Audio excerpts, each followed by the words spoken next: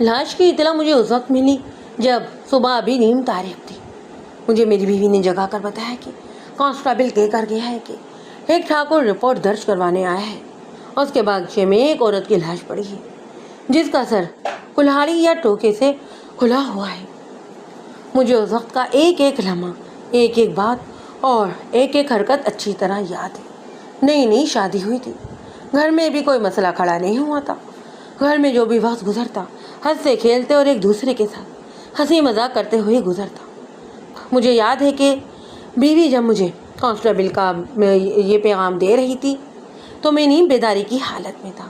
رات بہت دیر تک تھانے میں کام کرتا رہا تھا، اس لیے کانسٹیبل نے دروازہ کھٹکھٹایا تو میری آنکھ نہ کھلی۔ بیوی جگی ہوئی تھی اور جا کر کانسٹیبل سے اس نے رپورٹ لے لی۔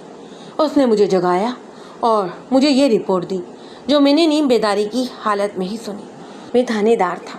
قصبے میں تھانے دار بادشاہ ہوتا ہے، جب جی چاہے جاگے، ڈیوٹی پر جائے یا نہ جائے۔ میں رات 1 بجے تک سویا تھا، پر میں اچھل کر بستر سے نکلا۔ اس فرض شناسی کی وجہ ایک یہ تھی کہ انگریزوں کی حکومت تھی جو کسی بھی قسم کی کوتاہی اور لیٹ جانے کی سزا بھی دیتی تھی۔ دوسری وجہ یہ کہ اس واردات کی تفتیش مجھے ہی کرنی تھی، سو میں فوراً جلدی تیار ہو کر تھانے پہنچا۔ اس ہندو زمیندار کی عمر 55 سال کے لگ بھگ تھی۔ آدھا چہرہ تو مونچھوں نے چھپا رکھا تھا اور چہرے سے ہی فرونیت ٹپک رہی تھی۔ اس کا اتنی سویرے سویرے رپورٹ دینے آنا مشکوک سا فعل تھا۔ یہ لوگ رات شراب میں بدمست ہو جاتے اور دوپہر تک سونے کے عادی تھے۔ ٹھاکر جی، کس کی لاش دیکھ کر آئے ہیں آپ صبح صبح؟ میرے نوکروں چاکروں کی عورت تھی، اس نے بڑے ہی فرونیت بھرے لہجے میں جواب دیا۔ باغیچے میں میرا بیٹا ہوتا ہے، اپنا ایک مزارہ کام سے نکلا تو کھیت میں اس لاش پر نظر پڑ گئی۔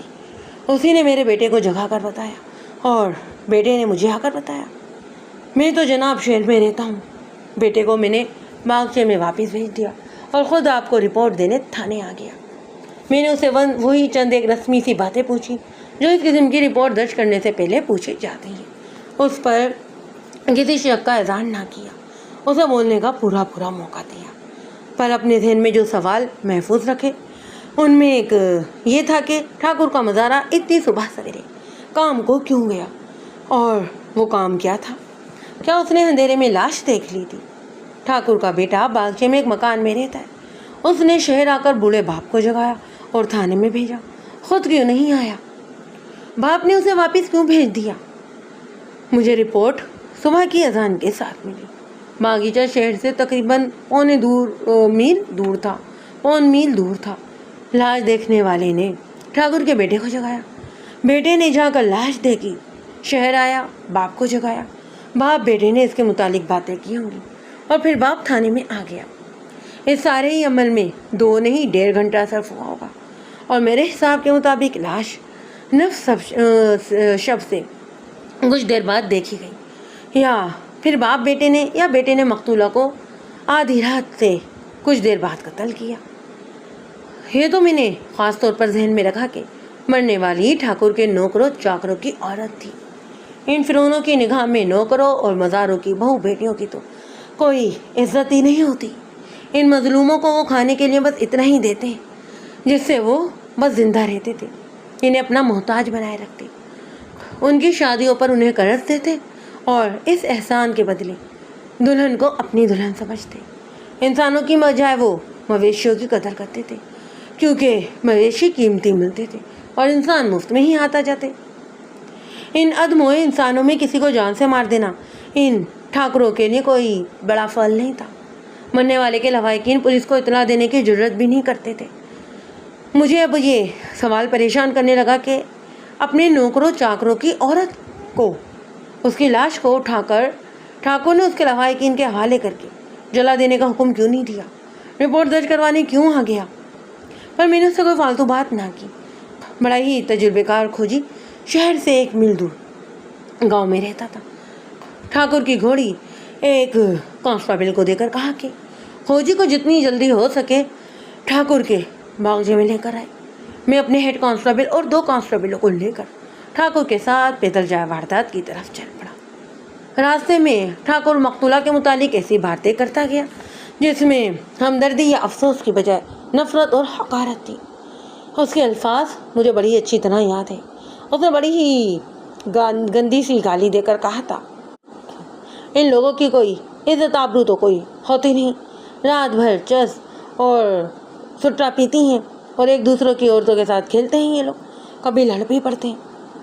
یہ جس عورت کی لاش ہمارے باغچے میں پڑی ہے یہ بھی بڑی بدماش تھی، اس کا خاوند دمے کا مریض ہے، اس بدبخت کو اپنی ہوش نہیں ہوتی، 2 قدم چلتا ہے تو سینے پر ہاتھ رکھ کر بیٹھ جاتا ہے، اور اس کی بیوی عیش کرتی پھرتی ہے، کسی کو دھوکہ دیا ہوگا اسی نے اس کا کلہاڑی سے سر کھول دیا اور میرا کھیت ناپاک کر دیا۔ کیا آپ کو یقین ہے کہ وہ بدکار اور عیاش تھی؟ میں نے پوچھا۔ غریب مزارے کا اخلاق ہوتا ہی کہاں ہے دروغہ جی، اس نے کہا، تو میں اس کے مرنے کی رپورٹ بھی درج نہ کرتا۔ میرا بیٹا کہنے لگا کہ پولیس کو اطلاع کر دو، کہیں ایسا نہ ہو کہ یہ خون کوئی دشمنی میں ہمارے کھاتے میں لکھوا دے۔ آپ چل کر دیکھ لیں، لاش اس کے خاوند کے حوالے کر دیں، میں آپ کو اس سے زیادہ پریشان نہیں کروں گا۔ آپ کے پاس بھی اتنا وقت کہاں ہوتا ہے جو ان لوگوں کے جینے مرنے پر آپ ضائع کرتے پھریں۔ میں نے کہا، ہاں ٹھاکر جی، ایک بدکار عورت ماری گئی تو کیا فرق پڑتا ہے۔ وہ بھی بڑا ہی خوش ہو گیا۔ میں نے اس کے سینے سے اصل بات نکالنے کے لیے بڑے ہی دوستانہ انداز میں باتیں شروع کر دیں اور تفتیش جرح کے انداز سے کچھ نہ پوچھا۔ مقتولہ کے متعلق کچھ معلوم کرنے کے لیے کہا، یہ لوگ کالے کلوٹے سے ہوتے ہیں، ان کی بیویاں بھی ایسی ہی ہوتی ہیں، یہ بھی ایسی ہی ہوگی، کالی سی اور بدصورت سی۔ ارے نہیں دروغہ جی، اس نے کہا، یہ مجھے اپنے باپ کی تو لگتی ہی نہیں تھی، اس کا رنگ سانولا نہیں گندمی تھا، اور اس کی صورت اور جسم ایسا کہ اچھے کپڑے پہناؤ تو کوئی نہ کہے کہ یہ کسی مزاری کی جورو ہے۔ عمر 25 اور 23 کے درمیان تھی، صحت ایسی کہ جوانی ٹھپی جاتی تھی۔ اس نے مرنے والی کے حسن و جوانی کا ایسا نقشہ، ایسے الفاظ، ایسے لہجے میں پیش کیے جسے صاف پتہ چلتا تھا کہ مرنے والی پر اس کی بڑی ہی خاص نظر کرم تھی۔ آپ کا بیٹا باغچے میں رہتا ہے؟ وہیں رہتا ہے، اس نے جواب دیا، بڑا ہی اچھا مکان ہے۔ کتنی عمر ہوگی اس کی؟ اس سال 26 برس کا ہو جائے گا۔ اکیلا رہتا ہے؟ اس کی بیوی ساتھ رہتی ہے اس کے؟ ہم جب جائے واردات پر پہنچے تو صبح نمودار ہو چکی تھی، لاش کیاریوں کے پاس پڑی تھی۔ باغیچہ بہت بڑا تھا، یہ دراصل سبزیوں کا باغیچہ تھا، اس کے ارد گرد ٹھاکر کے بڑے ہی کھیت تھے۔ باغیچے کے وسط میں ایک مکان تھا جس میں ٹھاکر کا بیٹا رہتا تھا۔ باغیچے سے ہی جڑا ہوا مٹی کی دیواروں اور گھاس پھوس کی چھتوں والے 6-7 جھونپڑے تھے، جن میں ٹھاکر کے نوکر چاکر اور مزارے کنبوں سمیت رہتے۔ جب لاش پڑی تھی تو وہاں سے یہ جھونپڑے تقریباً 150 گز دور تھے۔ لاش ٹیڑھی سی پڑی ہوئی تھی۔ اس علاقے کے مطابق مقتولہ نے گہرے رنگ اور موٹے کپڑے کا گھاگھرا پہن رکھا تھا، گلے میں نمبر کی طرح چھوٹی سی قمیص تھی۔ اس لباس کے ساتھ عورتیں موٹے کپڑے کا دوپٹہ لیتی تھیں، اور لاش کے ساتھ دوپٹہ نہیں تھا، ایک پاؤں میں جوتی بھی نہیں تھی۔ اس علاقے کے مزدور لوگ اور مزارے ننگے پاؤں ہی کام کیا کرتے تھے، ادھر ادھر آتے جاتے دیسی جوتی پہنتے۔ لاش کے بازوؤں میں چوڑیاں تھیں، ان میں پلاسٹک کی بھی تھیں اور کانچ کی بھی تھیں۔ نظری معائنے سے پتہ چلا کہ سر میں 2 زخم ہیں، جو کلہاڑی کے تھے یا ٹوکے کے۔ کھوپڑی کھل گئی تھی، دونوں ہی زخم اتنے گہرے تھے ایسے لگتے تھے کہ مغز بھی زد میں آیا تھا، مغز بھی صاف دکھائی دے رہا تھا، جسم پر کوئی اور زخم نہیں تھا۔ یہ پوسٹ مارٹم سے معلوم کرنا تھا کہ قتل سے پہلے مقتولہ کے ساتھ کیا سلوک ہوا ہے۔ لاش کا رنگ تمام خون نکل جانے سے سفید ہو گیا تھا۔ مقتولہ کی عمر 23 سال سے خاصی کم تھی، چہرے پر درد کے آخری اثرات تھے۔ موت نے درد کا یہ تاثر چہرے پر سجا کر رکھ دیا تھا۔ لاش کے دیگر قوائب یہ تھے کہ ہاتھوں اور بازوؤں پر مٹی تھی، کپڑوں پر بھی مٹی تھی، جو یہ ظاہر کرتی تھی کہ مقتولہ کچی مٹی پر تڑپتی رہی ہے۔ مزید گہرے معائنے سے یہ بھی نظر آیا کہ لاش کے ناخنوں میں بھی مٹی پھنسی ہوئی تھی۔ میں نے لاش کی جوتی اتار کر رکھ لی، دوسرے پاؤں کی جوتی بھی غائب تھی، اور چوڑیوں کے مطابق مجھے ایک تجربہ ہو چکا تھا۔ میرے استاد نے مجھے بتایا تھا کہ عورت کی چوڑیاں نہایت کارآمد چیز ہیں اور بہترین کھوج بھی۔ پلاسٹک کی چوڑیاں نہیں ٹوٹتی، کانچ کی چوڑیاں دھکم پیل میں ٹوٹ جاتی ہیں، اور بعض اوقات چوڑی کا ایک ٹکڑا سارا کا سارا مسئلہ حل کر دیتا ہے۔ میں نے کانچ کی 3 چوڑیاں اس کے بازو سے توڑ کر اپنے پاس رکھ لی۔ یہ 3 مختلف رنگ تھے۔ جائے واردات پر میں نے خصوصیت یہ دیکھی کہ وہاں پر تو خون کا ایک قطرہ بھی نہیں تھا۔ لاش کے زخموں کے ارد گرد چہرے پر، کپڑوں پر اور بالوں پر خون جم کر خشک ہو گیا تھا۔ بیگنوں کے پودے پر جن پر اس کی لاش پڑی تھی کوئی بھی خون نہیں تھا۔ اس سے صاف یہ پتہ چلتا تھا کہ کہیں اور قتل کیا گیا ہے اور لاش یہاں پر پھینکی گئی ہے۔ کسی نے اپنے گھر میں قتل کیا ہوگا۔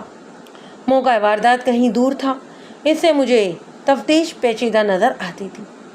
عموماً تو یہی ہوتا تھا کہ کسی کو قتل کر کے لاش رات کو ریلوے لائن پر پھینک دی جاتی تھی اور تیز رفتار ریل گاڑی لاش کے ٹکڑے کرتے ہوئے گزر جاتی۔ خون کی غیر موجودگی سے پتہ چلتا تھا کہ قتل کہیں اور کیا گیا ہے۔ اس واردات میں لاش ٹھاکر کے باغچوں میں پھینکی گئی۔ اب یا تو 2 ہی صورتیں ہو سکتی تھیں۔ ایک تو یہ کہ قاتل ٹھاکر یا اس کا بیٹا ہے اور قتل ان کے گھر میں ہوا ہے۔ دوسرا یہ کہ قتل کسی اور نے کیا تھا اور ٹھاکر کو مصیبت میں ڈالنے کے لیے لاش اس کے باغچے میں پھینک دی۔ قاتل مزاروں اور نوکروں چاکروں میں سے کوئی نہیں ہو سکتا تھا یا کوئی بھی ہو سکتا تھا۔ یہ بھی دیکھنا پڑتا ہے کہ قتل کا طریقہ کیا اختیار کیا گیا ہے۔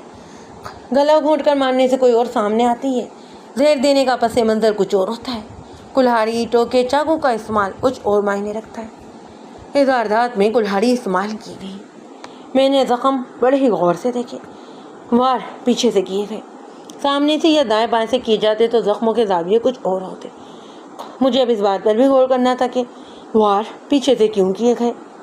اس واردات میں کھروں پاؤں کے نشان کی شدید ضرورت تھی کیونکہ لاش کہیں اور سے لائی گئی۔ مجھے موقع واردات تک پہنچنا تھا۔ جیسا کہ پہلے ہی بتا چکا ہوں کہ یہ بیگنوں کی کیاری تھی، اس کے ساتھ ہی فصل والا کھیت تھے۔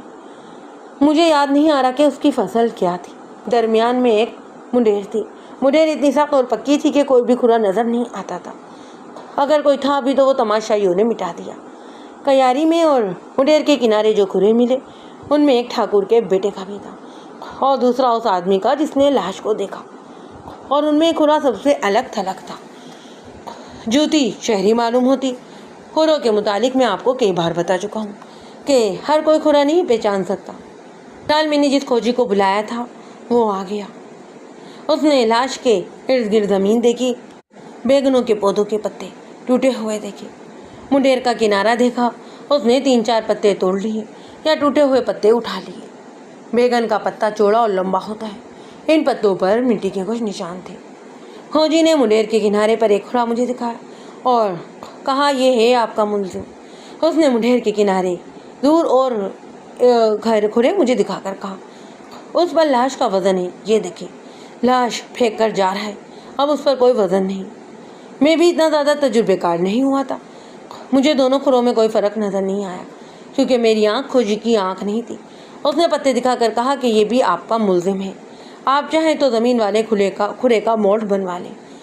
میں اس کی ضرورت نہیں سمجھتا، کھرا صاف ہے، 100 میل اور 10 سال بعد بھی پہچان لوں گا۔ پھر اٹھاؤ کھرا، میں نے کہا۔ کھرا اٹھانے کا مطلب یہ ہے کہ زمین دیکھتے ہی دیکھتے کھرا تلاش کرو اور موقع واردات تک پہنچو، یہی اصل کام ہوتا ہے۔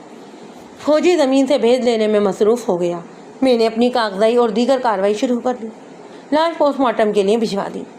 یہ ایک بڑا قصبہ تھا جس میں سرکاری اسپتال اور ایک ڈاکٹر تھا۔ عام قسم کا پوسٹ مارٹم وہیں ہو جاتا، پر دیگر ٹیسٹوں کے لیے دور جانا پڑتا تھا۔ میرے قصبے کا یہ ڈاکٹر ہندو تھا اور صحیح معنوں میں ڈاکٹر، ذرا بھر بھی اس میں تعصب نہیں تھا۔ میں نے ایک آدمی کو اس پیغام کے ساتھ تھانے کو دھڑایا کہ 4 کانسٹیبلوں کو فوراً بلا کر لائے۔ ہیڈ کانسٹیبل میرے ساتھ تھا اور اسے کہا کہ باغچے کے جس مکان میں ٹھاکر کا بیٹا رہتا ہے اس کے دروازے پر جا کر کھڑا ہو جائے۔ کسی کو نہ ہی اندر جانے دیا جائے اور نہ ہی باہر آنے دیا جائے۔ 2 کانسٹیبل میرے ساتھ تھے۔ انہیں کہا کہ مزاروں کے جھونپڑوں میں جا کر ہر کسی کو باہر نکال دیں اور وہاں پر کھڑے رہیں۔ میں نے ایک مریل سے آدمی کو دیکھا، کچھ دور بیٹا رو رہا تھا، اس کا دم اکھڑا ہوا تھا، سانس بڑی مشکل سے لے رہا تھا۔ وہ یقیناً مقتولہ کا خاوند تھا۔ اسے اپنے پاس بلایا، آہستہ آہستہ چلتا ہوا آیا۔ اس کی حالت بہت ہی بری تھی۔ میں نے اسے بیٹھنے کا انتظام باغچے کے اندر کرایا، مقتولہ کے خاوند کو وہاں پر لے گیا اور اسے اپنے پاس بٹھا کر تسلی دلاسا دیا۔ کچھ بتا سکتے ہو کہ تمہاری بیوی کو قتل کس نے کیا ہے؟ میں نے اس سے پوچھا۔ کچھ بھی نہیں حضور، اس نے تو روتے ہوئے جواب دیا۔ دماغ سے بولنے بھی تو نہیں دے رہا تھا۔ میرا کوئی دشمن نہیں اور مرنے والی کی کسی کی بھی دشمن نہیں تھی، اور اگر تھی بھی تو مجھے نہیں معلوم۔ میں اس آدمی کو اس نظر سے دیکھ رہا تھا۔ ٹھاکر کے کہنے کے مطابق مقتولہ خوبصورت اور جوان تھی اور اس کا چال چلن کچھ ٹھیک نہیں تھا۔ اس کے خاوند کو اس بری حالت میں دیکھ کر مجھے یقین سا ہونے لگا کہ اس ظالم مرض کے مریض کی بیوی کا چال چلن خراب ہوگا، لہٰذا یہ شک بھیجا نہ تھا کہ خاوند نے بیوی کو قتل کر دیا۔ میں یہ بھی دیکھ رہا تھا کہ اس کے بازو اور جسم میں اتنی جان ہے کہ نہیں کلہاڑی کا اتنا سخت وار کر سکے کہ کھوپڑی کو ہی کھول دے۔ یہ آپ نظر میں رکھیں کہ انسانی کھوپڑی بڑی ہی سخت ہوتی ہے، کلہاڑی کھوپڑی توڑ سکتی ہے، لیکن جتنے گہرے وار مقتولہ کی کھوپڑی پر کیے گئے وہ اس مریل سے آدمی کے بس کے نہیں تھے۔ کلہاڑی مغز تک اتر گئی تھی۔ میں آپ کو یہ بھی بتا دوں کہ کھوپڑی میں اتنی گہری اتری ہوئی کلہاڑی نکالنے کے لیے اس سے بھی زیادہ طاقت کی ضرورت ہوتی ہے جس طاقت سے وار کیا جاتا ہے۔ یہ خاوند تو کلہاڑی کا بوجھ اٹھانے کے بھی قابل نہیں تھا۔ اس کے باوجود میں نے اسے شک میں رکھا، کیونکہ یہ ممکن بھی ہو سکتا تھا کہ اس نے اپنے کسی دوست سے یا کسی کو اجرت دے کر اپنی بیوی کو قتل کروا دیا۔ دمے کا مرض کب سے شروع ہوا ہے تمہیں؟ میں نے پوچھا۔ شادی کے دوسرے سال، اس نے جواب دیا۔ اس سے پہلے تو میں بالکل ٹھیک ٹھاک تھا، 6 سال ہو گئے ہیں علاج کرواتے ہوئے۔ کیا تم یقین سے کہہ سکتے ہو کہ اس حالت میں بھی بیوی تمہاری وفادار تھی؟ جی حضور، اس نے جواب دیا۔ میں 16 آنے یقین سے کہہ سکتا ہوں کہ اس نے مجھے کبھی دھوکہ نہیں دیا۔ ہم بہت دور کے رہنے والے ہیں، نہ اس کے ماں باپ کو معلوم ہے کہ ہم کہاں ہیں اور نہ ہی میرے ماں باپ کو۔ یہ میرے ساتھ گھر سے بھاگی تھی۔ ماں باپ اس کی شادی جس کے ساتھ کر رہے تھے وہ آسودہ حال گھر کا لڑکا تھا، لیکن یہ میرے اور اس کے دل کا معاملہ تھا۔ آپ نے محبت کے بہت قصے سنے ہوں گے، ہماری محبت جیسا قصہ کوئی نہیں سنا ہوگا، اور میں اس کی محبت کا قصہ سننے کے موڈ میں بھی نہیں تھا، لیکن میں نے اس کے جذبات کو مجروح نہیں کرنا چاہا۔ وہ جذباتی انداز سے بول رہا تھا، اپنے وقت کو یاد کر رہا تھا۔ اسے یہ بھی یاد نہیں رہا کہ وہ تھانے دار کے سامنے بیٹھا باتیں کر رہا ہے جس کے دل میں اس کے خلاف قتل کا شبہ ہے۔ وہ مجھے یقین دلا رہا تھا کہ اس کی بیوی نے بیماری میں اس کا ساتھ نہیں چھوڑا اور اس کا علاج کرواتی رہی۔ وہ خود کام کاج کے قابل نہیں رہا تھا۔ مقتولہ باغچے میں ٹھاکر کے بیٹے کے گھر کا کام کاج کرتی اور خاوند کا علاج بھی کراتی تھی۔ وہ کسی حکیم سے دوائی بھی لاتی تھی۔ میرے ذہن میں 2 باتیں آ رہی تھیں۔ ایک تو یہ کہ اس قسم کے خاوند عموماً بیویوں کے ہاتھوں قتل ہوا کرتے ہیں۔ اگر مقتولہ اتنی دلیر تھی کہ اس آدمی کے ساتھ گھر سے بھاگ آئی اور ٹھاکر کی رائے کے مطابق اب بد کردار تھی، تو اس کے ہاتھوں اس خاوند کو قتل ہونا چاہیے تھا۔ ایسی بیویاں اس خاوند کو زہر دے کر مار دیا کرتی ہیں۔ لوگ یہی سمجھتے ہیں کہ خاوند بیماری سے مرا ہے۔ یہ خاوند تو ذرا سے دھکے کا منتظر تھا، مگر وہ تو کہہ رہا تھا کہ بیوی اس کا علاج کرواتی تھی۔ دوسری بات میرے ذہن میں یہ ہے کہ بیوی سے اوٹ پٹانگ دوائیاں دے کر اس کی آنکھ میں دھول جھونکتی رہی ہے اور باہر اپنے کھیل کھیلتی رہی ہے۔ میں بال کی کھال اتارنے کی کوشش کرنے لگا۔ کیسی تھی وہ؟ میں نے پوچھا۔ ہوشیار تھی، چالاک تھی، سیدھی تھی؟ ہوشیار تو بہت تھی، اس نے جواب دیا۔ ایسی سیدھی بھی نہیں تھی کہ کسی کے جال میں آ جاتی۔ میں نے مان لیا کہ تمہیں دوائی لا کے دیتی تھی۔ میں نے کہا، ذرا توجہ سے یاد کرو اور مجھے بتاؤ کہ گھر میں خوش رہتی تھی یا تمہاری بیماری کی وجہ سے پریشان اور بچی بچی رہتی؟ وہ جی ہنسنی کھیلنے والی لڑکی تھی، اس نے جواب دیا۔ خوش رہتی تھی، پر میں اپنی بیماری سے تنگ آ کر کبھی کبھی رو پڑتا تو مجھے حوصلہ دیا کرتی۔ بڑے ہی دل گردے والی تھی۔ ایک ہی حکیم سے دوائی لاتی رہی ہے کیا؟ نہ جی نہ، اس نے جواب دیا۔ بہت سی آنے آزمائے اس نے، ڈاکٹر، سرکاری ہسپتال والوں سے بھی دوائی لاتی رہی ہے، پر اب کوئی 3 مہینے سے اس حکیم کا علاج چل رہا ہے۔ بیوی مجھے اس کے پاس لے جاتی رہی تھی، اس کی دوا سے آرام نہیں آیا، پورا آرام تو نہیں آیا، اس نے جواب دیا، پر دوائی کا اثر اچھا ہے۔ اس حکیم پر میرا یقین بیٹھ گیا ہے۔ اس کا مطلب تو یہ تھا کہ اس کی بیوی بڑی ہی سنجیدگی سے اس کا علاج کروا رہی تھی۔ میں اس کے آدمی کی زبان سے یہ سننا چاہتا تھا کہ دوائی کا کچھ فائدہ نہیں ہوا، بلکہ حالت روز بروز بگڑتی ہی جا رہی ہے۔ میں نے بہت سے سوالات کر کے اپنا ذہن صاف کر لیا، پھر میں سیدھی کھری باتوں پر آ گیا۔ تمہاری بیوی اچھی شکل و صورت والی تھی، میں نے کہا، اور سب جانتے تھے کہ تم بیمار ہو اور اپنی بیوی کے لیے مصیبت بنے ہوئے ہو۔ بعض بدماش آدمی इसी बीवियों की मजबूरियों से भरपूर फ़ायदा उठाते हैं। क्या तुम्हें कभी पता चला कि ऐसा कोई आदमी तुम्हारी बीवी पर बुरी नज़र रखता है और उसके पीछे पड़ा हुआ है? हमारे यहाँ कोई बात छुपी नहीं रहती, उसने जवाब दिया। जिस किसी को किसी के बारे में कोई बात सुनाई दे वो उस हद तक ज़रूर पहुँचाई जाती है। अगर मेरी बीवी के मुतालिक कोई ऐसी वैसी बात मशहूर होती तो मेरे कानों में ज़रूर पड़ती। उसने भी राह भर कर कहा कि हम बहुत गरीब लोग हैं हुजूर, हमारी इज़्ज़त उन्हीं के हाथों में है जिनका हम दिया खाते हैं, हम उन्हीं के भिखारी हैं, उनके आगे दम भी नहीं मार सकते। ठाकुर का बेटा अच्छा आदमी नहीं। मेरी बीवी ने 2-3 बार मुझे बताया था कि वो उसे फालतू पैसे देता रहता है और उसका दिल भी साफ नहीं। मेरी बीवी ने यह भी कहा था कि मुझे तुम्हारे लिए दवाइयों की ज़रूरत है और दवाइयों के लिए पैसों की ज़रूरत है, इसलिए मैं छोटे ठाकुर को उंगलियों पर नचा रही हूँ। अगर तुम्हारे कानों में कोई उल्टी सीधी बात पड़े तो एतबार ना करना। मैं इतनी जल्दी किसी को इज्जत नहीं देने वाली। तुमने एतबार कर लिया था, एतबार ना करता तो क्या बिगाड़ लेता किसी का हुजूर, उसने कहा। बीमारी ने मुझे इस काबिल नहीं छोड़ा था कि किसी के मुंह आ सकता या फिर अपनी बीवी को अपनी मर्जी करने से रोक सकता। मैं बीवी का मोहताज था। कल रात वो किस वक्त घर से निकली, मेरे सुजाने तक तो वो घर में ही थी, उसने जवाब दिया। फिर एक आदमी ने मुझे सुबह जगाया और ये बताया कि तुम्हारी बीवी की लाश खेत में पड़ी है। शाम को वो तुम्हें खुश नज़र आती थी, रोज़मर्रा की तरह थी, उसने जवाब दिया। इस तकलीफ में तुम्हें इतनी गहरी नींद आ जाती है कि सुबह तक तुम्हें होश ही नहीं रहता। कभी कभी बीबी मुझे एक गोली दे दिया करती थी जिसे मैं सारी रात बेहोशी की नींद सोया रहता, उसने जवाब दिया। और कल शाम भी उसने मुझे एक गोली दी थी। ये गोली कभी कभी देती थी। मैंने पूछा, या फिर हर रात ही तुम्हें देती थी? नहीं जनाब, उसने कहा। कहती थी कि ये गोली हर रात नहीं लेनी चाहिए। उससे मुझे कुछ शुबह हुआ कि मकतूला खावंद की आंखों में धूल भी झोंकती रही है। जिस रात उसे बाहर निकलना होता उस रात उसे नींद की गोली खिला देती। बाद में पता चला कि ये गोलियां उसे हकीम ने दी थी, ये अफीम की गोलियां थीं। बहरहाल इस आदमी से मैंने ये हासिल कर लिया कि उसे अपनी बीमारी की माजूरी की वजह से अपनी बीवी पर भरपूर एतमाद था, लिहाजा उस पर कत्ल का शक बेबुनियाद था। उसकी जिस्मानी हालत भी ऐसी थी कि वो बीवी को इस तरीके से कत्ल नहीं कर सकता था जिस तरह वो कत्ल हुई थी। ये भी पता चल गया कि ठाकुर का बेटा मकतूला को फांसने की कोशिश करता था। इससे मुझे ये भी ख्याल आया कि मकतूला ने उसे मायूस किया होगा, उससे पैसे लेती रही है और दोस्ती किसी और से लगा ली। ठाकुर के बेटे ने फरूनियत का मुजाहरा किया और उसे कत्ल करवा दिया, मगर लाश अपने ही बागीचे में क्यों फेंकी? उसे कत्ल कहाँ किया? अपने घर में किया होगा।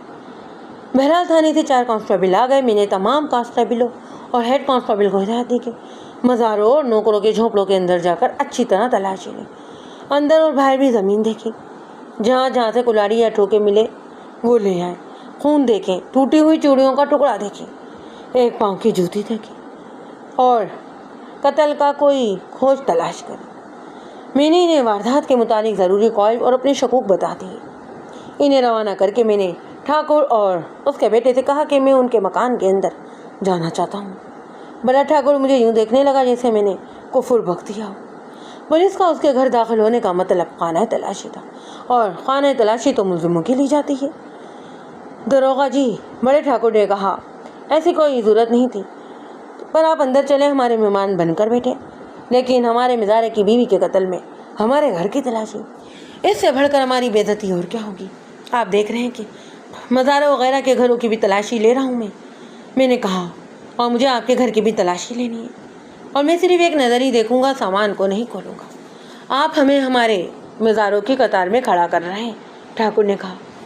ठाकुर साहब, मैंने उसके करीब होकर धीमी सी आवाज़ में कहा, मैं आपके घर में जा रहा हूँ, मैं अपना काम अधूरा नहीं छोड़ सकता।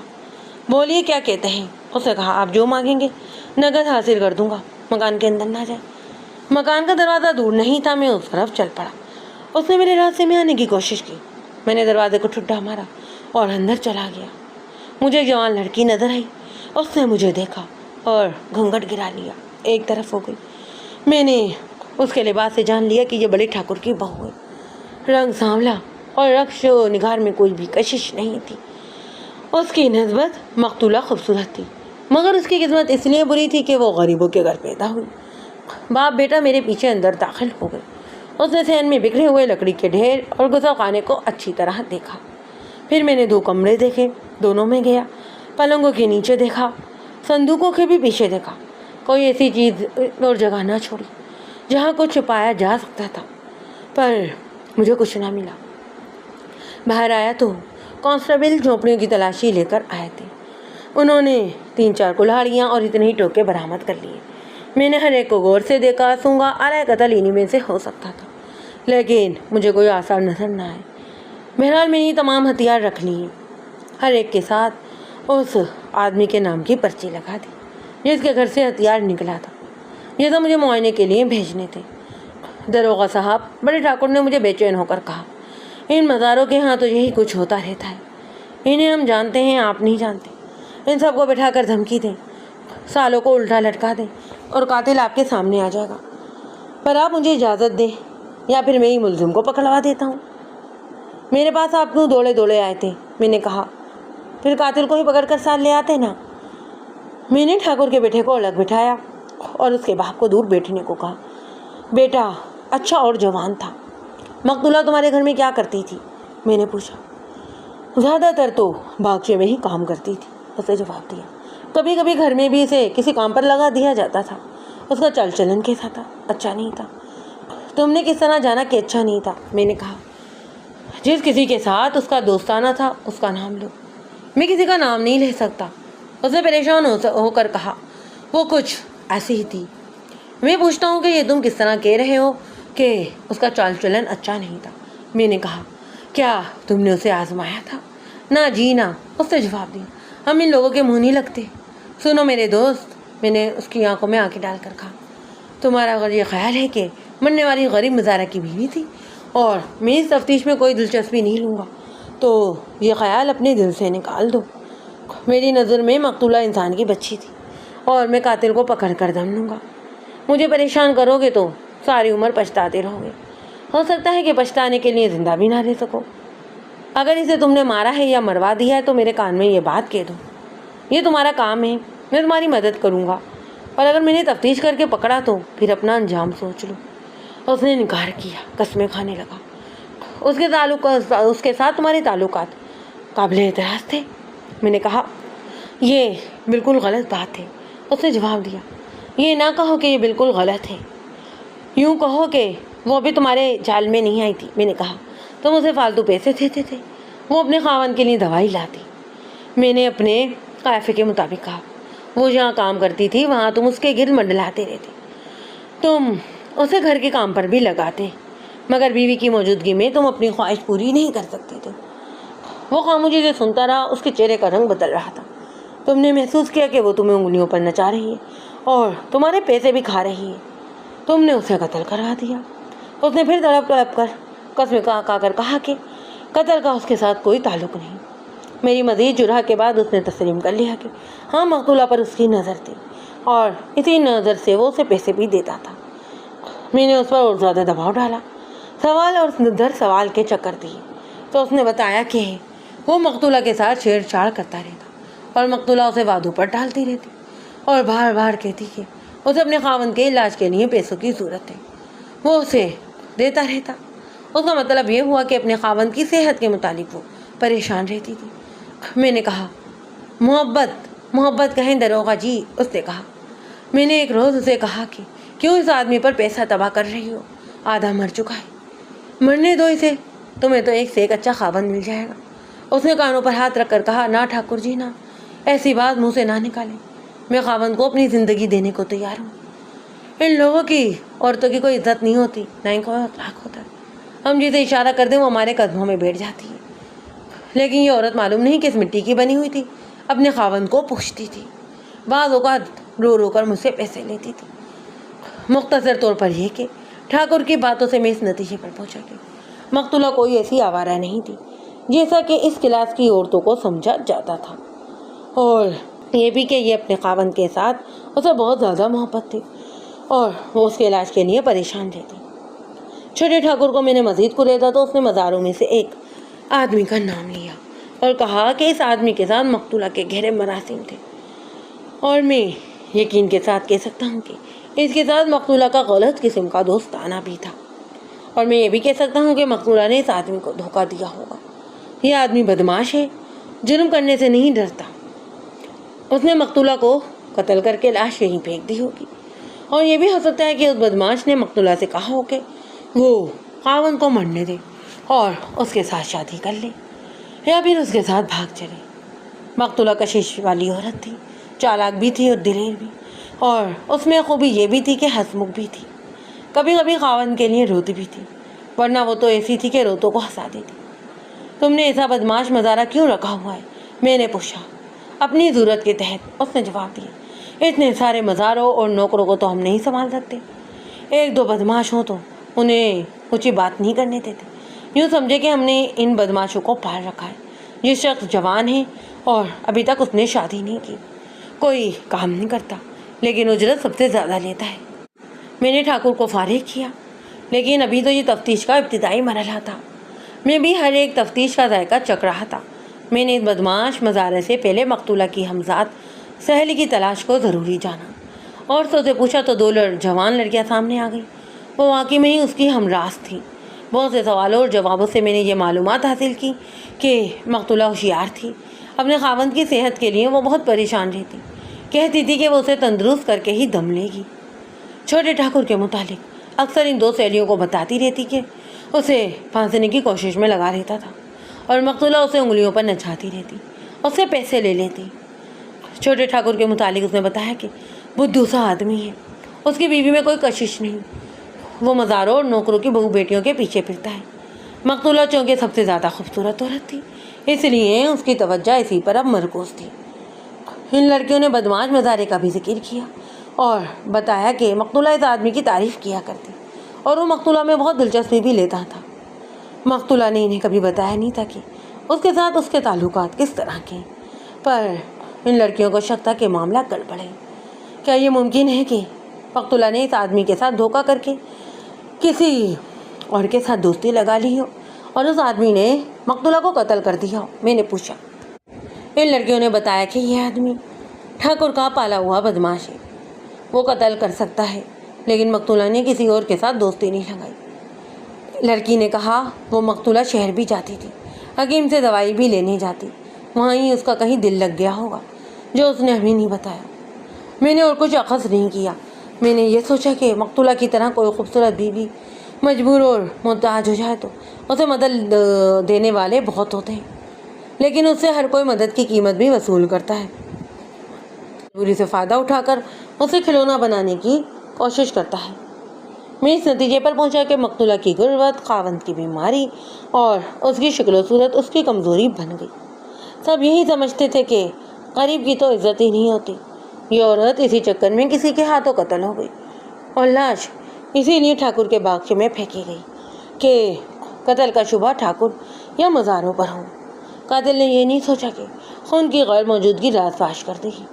یہ سب کچھ سوچنے کے باوجود میں نے ٹھاکر اور اس کے بیٹے کو مشتبہ کی فہرست میں رکھا۔ میرے پاس ابھی بہت وقت تھا۔ میں نے رات تک وہیں پوچھ تاچھ کرنے کا ارادہ کر لیا۔ کھوجی ابھی واپس نہیں آیا تھا۔ مجھے امید تھی کہ وہ کہیں نہ کہیں سے کھرا جان نکالے گا۔ اس سے میرا یہ کام آسان بھی ہو سکتا تھا اور مشکل بھی۔ اگر مقتولہ باغچے سے دور میل قتل ہوئی ہے تو مشتبہ افراد میں تبدیلی اور اضافہ لازمی تھا۔ میں نے بدماش مزارے کو بلایا۔ وہ ہٹا کٹا نوجوان تھا۔ میں نے اسے غور سے دیکھا۔ جسم کے لحاظ سے وہ پلا ہوا سانڈ الگ تھا۔ اس کا چہرہ بتاتا تھا کہ یہ مزارہ ان پڑھ ہو سکتا ہے، پر احمق نہیں، چالاک بھی ہے۔ اس نے میرے ساتھ ہاتھ ملایا اور وہ مداریوں کی طرح جھکا نہیں۔ اس کے انداز میں غلامی نہیں تھی جو ان لوگوں میں کوٹ کوٹ کر بھری ہوتی ہے۔ میں جان گیا کہ اس آدمی کے ساتھ مجھے ہوشیار ہو کر ہی بات کرنی پڑی۔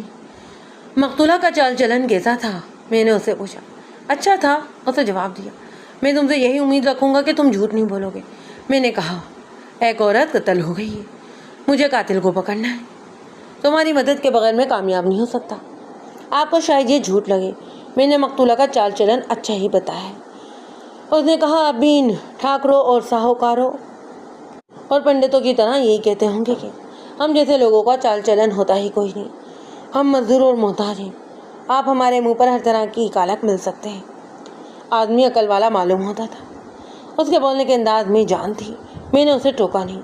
وہ کہہ رہا تھا کہ جس عورت کے خاوند کو بیماری نے معذور کر دیا۔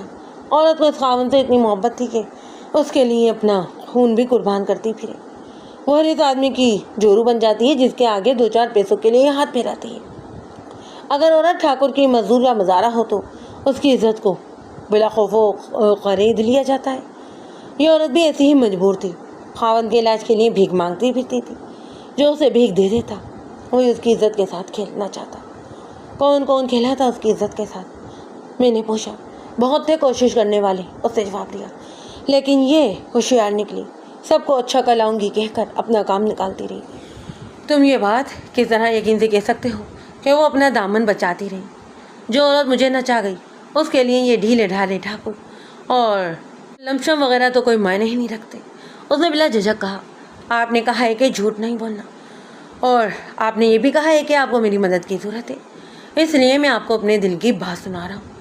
اور اس کے علاوہ مجھے مرنے والی کے ساتھ دلی ہمدردی بھی تھی۔ دروغہ جی، میں کوئی شریف آدمی نہیں ہوں، سبھی مجھے بدماش اور گنڈا کہتے ہیں۔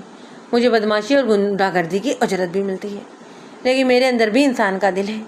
اس عورت کو میں بری نیت سے دیکھتا تھا، لیکن میرا خیال تھا کہ اپنے بیمار خاوند سے یہ تنگ آ گئی ہوگی اور مجھ جیسے آدمی کے ساتھ فوراً دوستی کر لے گی۔ اس نے مجھے دوستی کا دھوکہ دیا اور کہا کہ وہ میرے ساتھ گھر سے بھی بھاگ چلے گی۔ اس نے مجھ سے پیسے مانگے، میں نے دے دیے۔ اس نے مجھے 3-4 بار ٹالا تو میں سمجھ گیا جھوٹے وعدے کر رہی ہے۔ میں نے ایک شام اسے پکڑ لیا، ہم جھونپڑے سے کچھ دور تھے، میں اس کے راستے میں کھڑا تھا۔ میں نے اسے کہا کہ خاوند کا علاج چھوڑ دو، یہ اپنی موت مر جائے گا، اور اگر پسند کرو تو میں تمہیں کچھ لا دیتا ہوں، دوائی کے بہانے اسے کھلاتا ہوں، کسی کو کچھ پتہ نہیں چلے گا۔ میں فوراً اس کی ارتی اٹھوا کر جلوانے کا انتظام کر دوں گا۔ دروغہ حضور، وہاں اندھیرا تھا، میں نے اس اندھیرے میں اس کی سسکیاں سنی۔ تھوڑی دیر بعد اس نے کہا کہ چھوٹا ٹھاکر مجھے پیسے دیتا ہے، وہ بھی میرے ساتھ ایسی باتیں کرتا ہے جیسی تم کر رہے ہو۔ مجھے تو یہ امید تھی کہ تم میری حفاظت اس سے بھی زیادہ کرو گے جتنی ٹھاکر نے کی ہے، لیکن تم تو اجرت کے بھوکے ہو۔ میں تمہاری ہی ذات برادری کی بیٹی ہوں، تم میں غیرت ہوتی تو اپنی ذات کی بیٹی کا خیال کر لیتے۔ تم مرد نہیں ہو، جو مردانگی تم میں ہونی چاہیے تھی وہ مجھ میں ہے۔ میں اس کے ساتھ گھر سے بھاگ کر آئی تھی، وہ بیمار ہو گیا ہے، پر اسے چھوڑ کر نہیں بھاگوں گی۔ تم نے مجھے جو پیسے دیے ہیں وہ میں واپس کر دوں گی، تم بے غیرت ہو۔ دروغہ صاحب، اس نے میرا خون گرما دیا۔ مجھے معلوم نہیں تھا کہ چھوٹا ٹھاکر بھی اسے میری طرح پھانسنے کی کوشش کر رہا ہے۔ میں نے اس عورت کے سر پر ہاتھ رکھا اور کہا کہ آج سے مجھے اپنا بھائی سمجھو۔ بہت روئی وہ۔ میں نے دوسرے ہی دن چھوٹے ٹھاکر سے کہا کہ میں مزاروں وغیرہ کو دبائے رکھنے کے لیے بدماشی اور ظلم کرتا ہوں، لیکن یہ سن لو کہ میں اپنی کسی عورت کے ساتھ بدماشی نہیں کرنے دوں گا۔ وہ پہلے تو ہنسا، پھر اس نے اس عورت کا نام لے کر کہا کہ اسے پھانس دو۔ مجھے طیش آ گیا۔ میں نے اسے کہا کہ مجھے کنجر سمجھتے ہو؟ اس عورت کے متعلق میں تمہیں کہہ رہا ہوں کہ اس پر بری نظر نہ رکھنا۔ وہ مجھ پر روب گھاٹنے لگا۔ اس نے یہ بھی کہا کہ میں تمہیں زندہ نہیں چھوڑوں گا۔ میں نے اسے کہا کہ یہ دنیا دیکھے گی کہ کون زندہ رہتا ہے اور کس کی لاش کھیتوں میں پڑی ہے۔ وہ ڈر گیا۔ میں روزانہ مقتولہ سے پوچھنے لگا کہ چھوٹے ٹھاکر نے اسے کوئی ایسی ویسی بات تو نہیں کی۔ اس نے کہا کہ ٹھاکر کہتا ہے کہ وہ مقتولہ یعنی مجھ سے تعلقات توڑ لے۔ کیا شک یہ کیا جا سکتا ہے کہ مقتولہ کو ٹھاکر نے قتل کروایا؟ میں نے پوچھا۔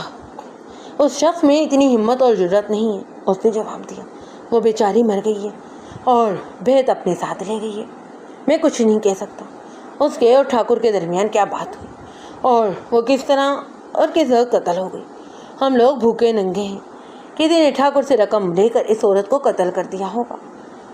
میں کھوج لگانے کی کوشش کر رہا ہوں، اگر شہر میں وہ کسی کے جال میں آ گئی ہو تو میرے علم میں نہیں۔ مقتولہ تمہیں سب کچھ بتا دیتی تھی، میں نے کہا۔ اس نے کبھی کسی اور کا نام نہیں لیا، یہی بتاتی تھی کہ جدھر جاتی ہوں لوگ بھوکی نظروں سے دیکھتے ہیں۔ اس نے کہا اسے زیادہ پریشانی چھوٹے ٹھاکر کی طرف سے تھی، اس نے اسے دھمکی بھی دی تھی۔ اس آدمی نے مجھے بہت متاثر کیا۔ مجرم اور عادی بدماش چالاک ہوتے ہیں، زبان کے کرتب بھی دکھاتے ہیں، لیکن ذرا تجربہ ہو تو چہرے سے بھی پتہ چل جاتا ہے یہ شخص کس حد تک سنجیدہ ہے اور سچا ہے۔ میں نے اس آدمی پر اعتبار کر لیا اور اس مزارع کو بلایا جس نے لاش کو دیکھا تھا۔ میں نے بدماش مزارع سے اس شخص کے متعلق پوچھا کہ وہ کیسا ہے۔ اس نے بتایا کہ اتنا دلیر نہیں کہ کسی کو قتل کر دے اور اتنا بزدل بھی نہیں کہ لالچ سے اندھا ہو کر قتل نہ بھی کرے۔ میں نے اس آدمی سے پوچھا کہ وہ رات کے آخری پہر بیگنوں کے کھیت میں کیا کرنے گیا؟ اس نے بتایا کہ ریٹ چلانے گیا، کسی اور کیاری والے کھیت کو پانی لگانا تھا۔ تم نے اندھیرے میں لاش کس طرح دیکھ لی؟ منیر کے پاس ہی پڑی نظر آ گئی تھی۔ پھر تم نے کیا کیا؟ ماچس کو جلا کر دیکھا، اس نے کہا۔ پھر میں چھوٹے ٹھاکر کو جگانے چلا گیا، اس نے وہاں جا کر لاش دیکھی۔ جی ہاں، اس سے جواب دیا۔ وہ لالٹین جلا لایا اور ہم دونوں نے ہی لاش دیکھی۔ ٹھاکر نے کیا کہا تھا؟ اس نے حیران ہو کر کہا تھا، ارے اس کمبخت کو کس نے مار ڈالا؟ پھر اس نے بڑی ہی غلیظ گالی دے کر کہا کہ یہ ہر کسی کو دھوکے دیتی پھرتی تھی۔ چھوٹے ٹھاکر نے اس بدماش مزارے کا نام بھی لیا اور کہا تھا کہ یہ اسی کی کارستانی ہوگی۔ میں نے اس شخص پر بہت جرأت کی مگر کچھ بھی ہاتھ نہ آیا۔ اسے بھی میں نے مشتبہ کی فہرست میں شامل کر لیا۔ ضروری نہیں کہ پہلے ہی پوچھ گچھ میں مجھے سراغ مل جاتا۔ اس مزارے کے گھر سے کلہاڑی بھی برآمد ہوئی۔ میں نے اسے اپنے ہیڈ کانسٹیبل کے ساتھ یہ کہہ کر بھیج دیا کہ اس کی جوتی لے کر آ جائے۔ جب واردات پر پودوں کے پتے پر جو کھلے ملے وہ ننگے پاؤں کے نہیں جوتی کے تھے۔ بڑے ٹھاکر کے متعلق کیا خیال ہے تمہارا؟ میں نے بدماش مزارہ سے پوچھا۔ شیطان ہے، اس نے جواب دیا۔ عورتوں کے معاملے میں سے اس کی بیوی مر چکی ہے، مقتولہ نے کبھی اس کا ذکر نہیں کیا تھا۔ نہیں، اس نے جواب دیا، شہر میں رہتا ہے وہ، مقتولہ شہر جایا کرتی تھی، ہو سکتی ہے کہ اس کے گھر بھی جاتی ہو۔